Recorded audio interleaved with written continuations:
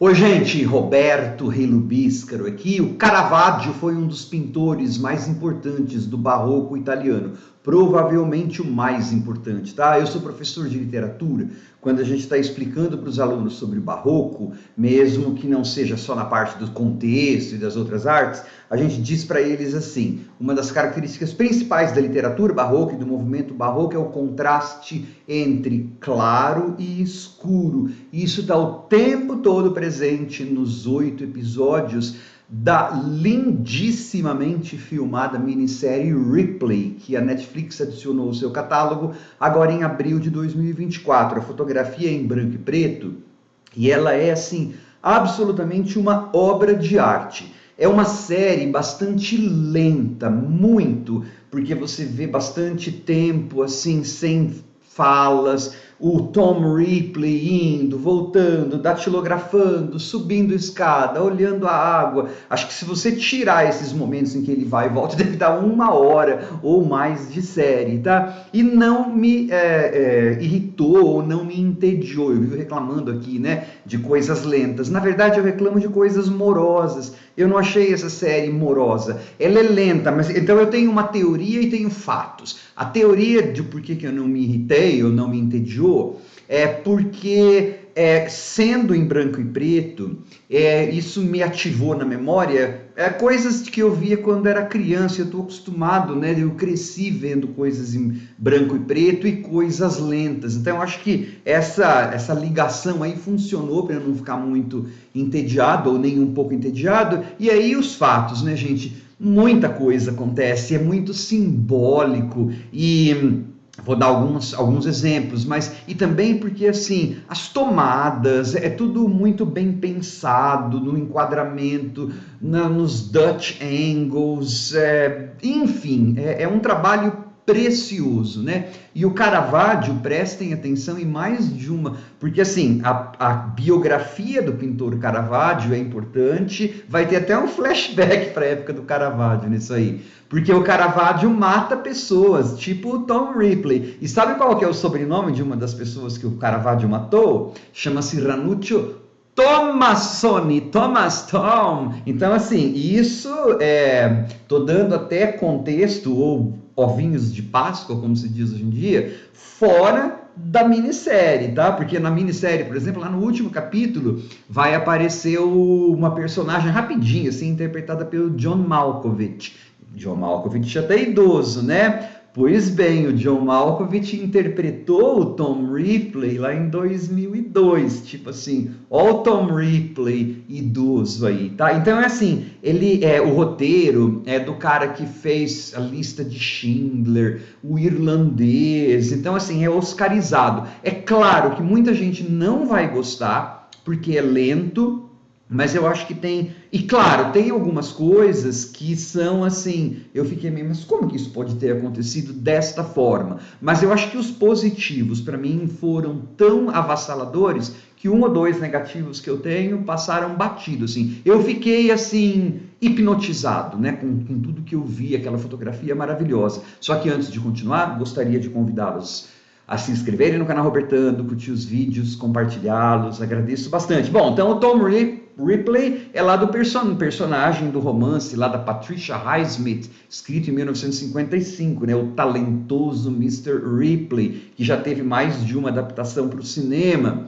E essa minissérie aí, ela tem muita influência, né, de filme noir, por isso que acho que foi uma das coisas que fez com que eu não tivesse problema com a velocidade. Filmes do Alfred Hitchcock, especialmente Strangers on a Train, e aí não é coincidência que o filme Strangers on a Train seja baseado em um romance, adivinha de quem? Da Patricia Highsmith. E claro, também muito influenciado pelo neorrealismo italiano, lá dos anos 50, anos 60. Não deve ser à toa que tem um capítulo que chama La Dolce Vita, que é um filme lá do Federico Fellini, né? Então, assim, eu tava meio que preparado emocionalmente, né?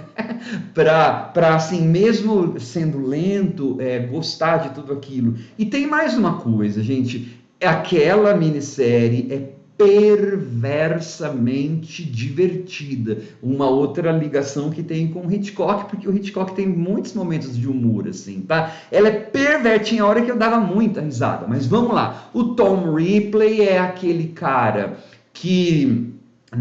vou dizer de acordo com o que acontece nesta minissérie, né? Ele já é trintão, já é meio madurinho e vive de pequenos golpes em Nova York. Então, uma das coisas que eu achei legais e engraçadas que eu achei nessa versão é que essas pessoas, esses atores, são mais velhos do que eu me lembro lá, por exemplo, do filme de 1999, que é muito mais glamuroso. Ou seja, essas pessoas não têm talento, nenhum deles, todo mundo ou acontece por acaso, ou eles são ricos e podem ficar lá gastando dinheiro à toa, né? Porque não tem talento nenhum. Então, o nosso Tom Ripley, dessa versão, ele vive dando golpes em Nova York, mas ele vive num pardieiro, até que, por acaso, um detetive o encontra e o pai do Dickie contrata ele para que ele vá para a Itália para trazer o filho dele de volta. Quando a gente chega na Itália, e aí tem aqueles pedaços, né? Aquele cara subindo escadas, depois volta e sobe, tudo aquilo mais ou menos é meio cômico. Quando a gente percebe o Dickie, ele então também é trintão, a namorada dele também é trintona, você vai perceber assim, o Dick já tinha tentado escrever, mas não escreveu nada. Naquela idade ele ainda era um pintor medíocre, então era muito engraçado, eu dava muita risada, porque eu falava, é um bando de gente de nada, essa narrativa está tirando um sarro, não que você precisa torcer para que essas pessoas morram, mas assim, mostra que ninguém tem muito talento ali, e claro, isso também reforça um pouco alguns dos vários motivos pelos quais o Ripley tem para depois querer assumir o lugar do Dickie. Né? Se eles são assim, por que eu não posso ser? E tá em alguns diálogos, né? Por exemplo, tem uma hora que o Dick fala assim para ele: pronto, eu já fiz o que eu precisava fazer. Agora a gente vai ficar no resto do dia fazer o que você... Nós vamos fazer o que você quiser. Que tal andar de barco? Ou seja, esse riquinho que não tinha talento para nada, ele fala para o cara, você pode fazer o que você quiser, vamos andar de barco? É claro que o cara pobre, que estava querendo o dinheiro dele, não sei o quê, iria falar que sim. O diálogo, então, é cheio dessas coisas. E esse Dick tem a namorada dele, né? A Dakota Fleming, Dakota Johnson, não sei, mas a Dakota não sei das quantas lá. Boa atriz, e aí, então, ela é uma fotógrafa e escritora. Todo mundo é duas coisas. Por quê? Porque todo mundo é riquinho. Esses dois são riquinhos e não tem talento. Você fala, Roberto, mas no final das contas até aparece o livro. Gente, olha no começo. Ela fala assim, tá o material lá em cima da mesa. Isso aqui é fruto de 1 ano de pesquisa sobre... Eu já fiz pesquisa, escrevi mestrado, doutorado. Eu falei, nossa, 1 ano de pesquisa, filha, você só conseguiu achar isso de material, sem contar que depois ela empresta o texto lá para o Tom corrigir, ele dá um monte de correções, assim, e o Tom não é muito brilhante. Ele é um cara que vai... ele vai aproveitando as oportunidades. Então, essa minissérie, ela vai mostrar esse Tom comendo pelas beiradas nesse universo de gente rica, tá? E com vários momentos mesmo que eu achei bastante cômicos. Aí, claro, quando tem assassinato, tem não sei o quê, e aí você vai ver que a perspectiva das pessoas, dos italianos, das pessoas que trabalham no hotel, depois do detetive, todo mundo ou é conivente, ou vê aqueles americanos que estão lá fazendo nada de forma irônica, ou estão tirando o dinheiro deles, ou no caso do detetive, abertamente desconfiando daquelas pessoas e abertamente tirando sarro dos nomes e dos sonhozinhos dele. Então, assim, é uma narrativa que é altamente corrosiva na maneira como descreve aquelas pessoas. E ela é lenta mesmo, porque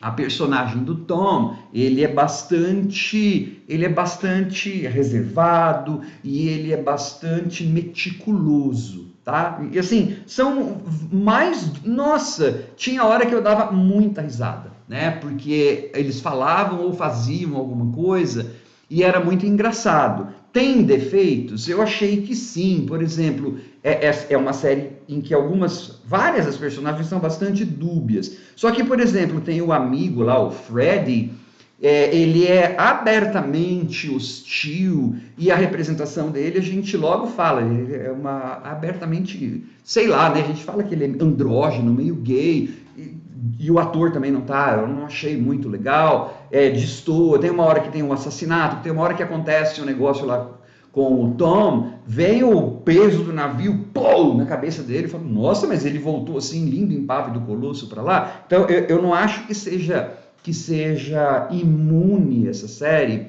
a defeitozinhos. Eu adorei o ator que fez o Tom, né? Tem um ar meio psicótico, meio sociopata, assim. Mas aí é que eu pensei, nossa, mas como que esse Dick deixou, assim, esse cara ficar na casa dele? Ele era tão estranho. Então, assim, ficaram perguntas para mim e ficaram coisas assim, só em série mesmo, né? No final, um tal do detetive visitando e não conseguindo perceber que... Bom, enfim. Mas acho que no cômputo geral, o que eu via era tão bonito, né? As imagens são belíssimas, os contrastes da fotografia em preto e branco são belíssimos, né? E aqueles momentos de humor, né? O Lúcio, decorei o nome do gatinho, tem um gatinho que ele olha tudo, o gatinho sabe um monte de coisa, e aí tem uma hora que tem sangue, vocês vão ver lá, tem as patinhas do gatinho, e a mãe fala, olha só, não vai trazer mais rato para cá. Olha como o Tom Ripley escapou de uma, não porque ele seja maravilhoso, era um carvalho porquinho dele lá, mas o gatinho salvou. Então, assim, a narrativa falando, essas pessoas não são brilhantes, nem o Tom é brilhante, nem essas pessoas são brilhantes. Só que, assim, isso não significa que a gente vai torcer para que o Dick e as pessoas morram, mas o Tom é o Tom, né? O Tom, a função dele é matar essas pessoas. Então, assim, eu achei um acertão da Netflix, ou de quem produziu essa série. Se não me engano é do Showtime, depois foi vendida para Netflix, tá? Achei bem divertida essa Ripley. Eu ria, gente, ria. O senso de humor é muito meu, porque aparentemente era tudo sério, mas eu ria justamente porque eu falava, isso não pode ser sério, né? Porque eles estão tirando o maior sarro. E tem momentos de suspense, será que a moça vai cair no canal? Será que ela não vai cair no canal? Mas enfim, olha, achei bacana. Eu maratonei, e olha que assim, são 8 episódios lentos de praticamente 1 hora de duração. Muito legal. Tchau.